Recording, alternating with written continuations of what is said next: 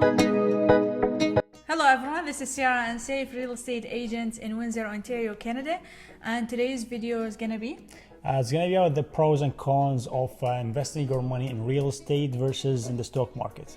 yes, and we're going to start with the cons. I'm going to present the cons and Saif the pros. So I was a negative person today. Yes.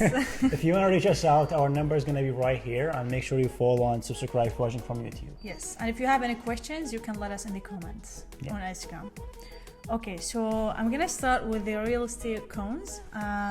So one of them is you have to have a big capital, a large capital, which means like as a down payment. So for example, if you're buying a house, you get an investment property, you will need a large down payment, which means 20%, 5%, 10%. It depends on your situation, but that's going to cost a little bit more money than starting in, for sure, stock market. Of course.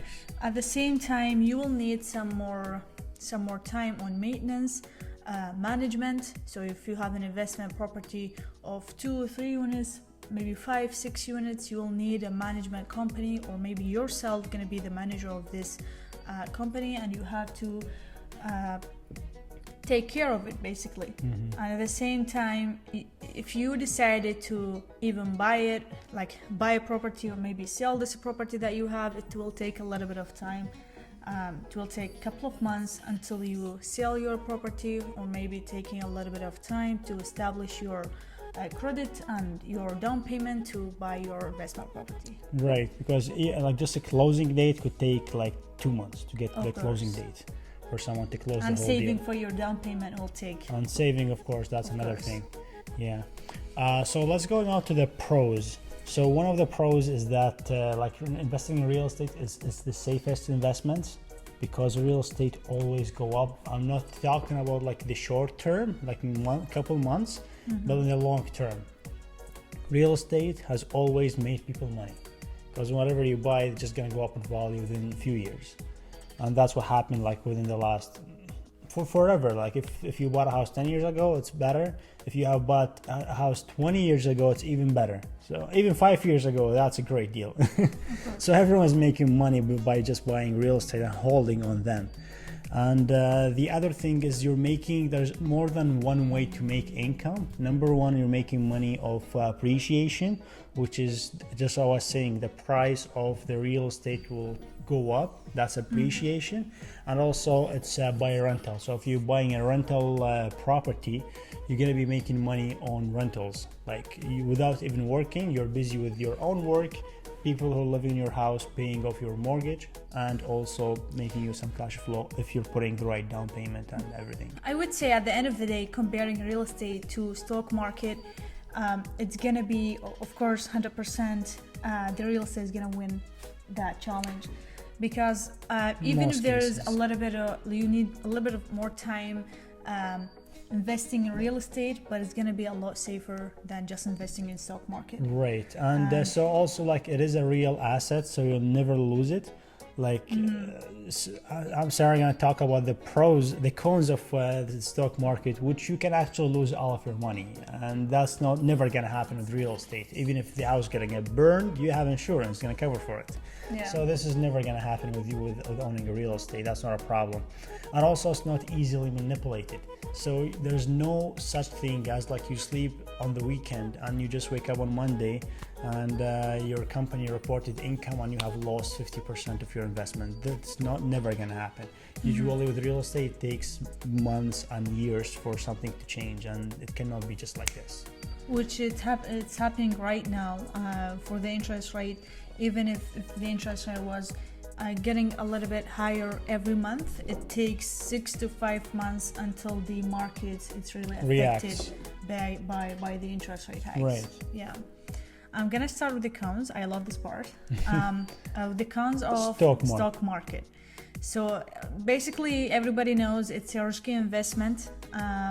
Depends on type. Stock, I would say all kind of stocks are risky. So if you are planning to invest on a new medical stock, like in COVID-19, I know so many people invested in some medical companies that they actually got rich from that investment at that time. It's not because they are smart. because the time was right. They invested in the right time. And the actually COVID-19, so many people invested in some stocks, vaccination stocks and something like that, and actually the vaccine just worked, and so many people they got a lot of money from investing in those stocks in that time. At the same time, you would lose your money immediately. So maybe in 1 minute, in a second, in one click, you would lose 10,000, maybe more, maybe 100,000 in only one click. And you may win as well, like 100 grand in only one click. So it's very easy to win and very easy to lose your money. But there's more risk than losing than actually making money. At the same time, no monthly income for sure. There's nothing guaranteed. You may lose your money all in a second. You may get some money in a couple of days and losing all of them, maybe double them in a couple of days after. And that's what actually makes so many people hoping that they're gonna continue making money and they're gonna get rich from this career. I'm not gonna call it career. It's actually not kind of career. It's a game. So many people in a couple of days they get some money actually from actual money from this experience, and then they're gonna lose it. But they are in hope that in the next couple of years they're gonna be rich and they will know how it works. But till now, only like 5% of people actually are working in the stock market, and we don't even know them. Right. We don't know anybody it's in different. person. It's different between day traders and investors. Like some people are investors, they invest in different companies. So that's going to be talking about in the pros. It is easy to manipulate because, for example, if Elon Musk just decided to write a tweet on Twitter for something about his company or whatever, then all the stocks you're investing your money in right now, they're gonna drop in a second. Right. Yeah. Mm-hmm. So, but again, like they may drop, but and that's actually it's a very bad thing. But like if you compare to real estate, there is no one could say one word and pump the prices for like 50%, 30%, or drop them, like what is in stock, which is it's easily manipulated. And if we're talking about the pros of investing in the stock market, it's a good starter. Like let's say someone who's just started making some money, and they have like 500, like a smaller capital. They cannot afford to put a down payment like maybe up to 5,000, up to 10,000. It's a good starter to invest your money in the stock market, but it's a risky investment. So don't put your money anywhere. Just make sure to make a portfolio and try to find like better companies, or maybe invest in EFTs, which is you put your money in a place like a bond, mutual bonds, and stuff like that, which is a lower, like the growth of it is slower, but it's safer. You cannot really just lose your money just like that. Like most of these stuff are more stable. You will not be rich, but you could be waiting for years. You will not be rich. Like I'm talking only about like let's say 5% profit within the end of the year. And that's very minimal, just the way to keep up with the inflation. Because if you keep cash, then you're losing with the inflation every year, losing your buying power.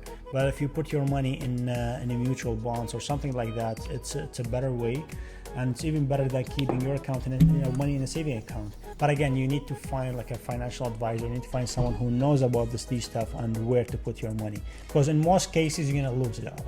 Sometimes even the advisor would be scams. I'm talking like advisors from the bank. Like go to TD Bank and try to find a financial advisor. Go to your whatever bank you bank with. Tell them I have this much money. But at the same time, I would say don't make it as your full-time job. Yeah, of course, it's not a job. This is just a part-time. You can try it for a couple of months or maybe a year and a half, and then until you reach into a point where actually you did nothing, then just give up. Right, it's an investment. Just put some money on the side. Don't put even all of your money in there. And one of the other pros is that an easily liquidated, which is you can buy it within one click, you can sell it in one click. It doesn't take time, and usually there's not a lot of cost to selling or buying. Mm-hmm. And there's no maintenance required. Just buying it, sit there. Like you don't have to call, you don't have to cut the grass, you don't have to do anything. It is just sitting there. you're not taking a space, not taking anything. And at the end, again, just as I was saying, if you have the money to do to get a down payment, even maybe 5%, that's still possible to get a house. I would say that's a better investment. But if you have a smaller capital, don't just put it on buying any stock. Sometimes it's better just to keep cash if you don't know what you're doing. But if you're buying some like mutual bonds or like a stuff that's not quickly manipulated, that's a better option. Like for example, the SPY, which is like it's an index for the whole US market. That's every year's making money. Like whenever you have bought the SPY, you're still making money, unless withholding it for like a couple of years. So stuff like that are a better way to save. Better than believing cash. in that, I don't. It's that's why it's an argument. Some people like it, some people prefer to keep cash or maybe buying gold. Yeah. For me, I think it's a good option. No, what do you guys think? Let us know. No. For me, it's a big no. Even starting a new business, if you are young, you can start your own business. You can try hard to make your own business, maybe working from home, working in some area, opening with whatever you want, like starting with a restaurant or any kind of business is so much better than just wasting time and money on the stock market, especially if you are a beginner, and we are all beginners. I mean, there's actually nobody who has a lot of experience in the stock market unless they tried so hard for a couple of years. And as Saif is saying, some kind of stocks who actually they don't lose fast, but they don't make a lot of money. But they don't make a lot of money, and it's a long time process. Yeah. So it's gonna take a long enough time. Actually. Again, let us know what you think. You think it's a good investment? You think what is better? You guys let us know as well. And let's quickly talk about the market update for Windsor for the last 7 days. So we have 347 new listings and 190 listings got sold. And if we're talking about the average prices for them,